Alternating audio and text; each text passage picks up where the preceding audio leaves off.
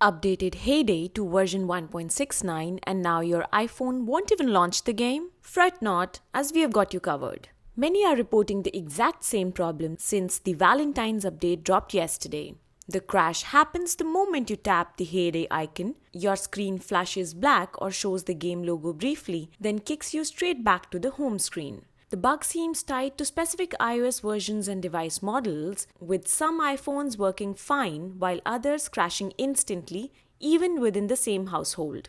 The good news? There's a workaround that sounds weird but actually helps.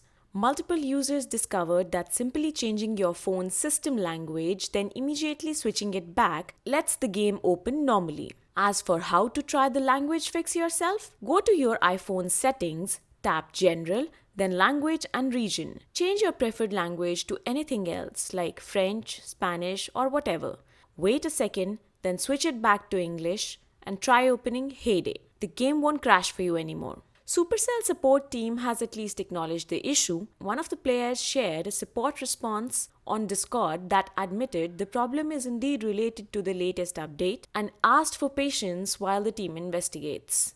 Another community manager mentioned on the official Discord server that developers are looking into the crash reports. While Supercell works on the fix, go ahead and give the temporary workaround a shot and let us know how it went by dropping a comment below.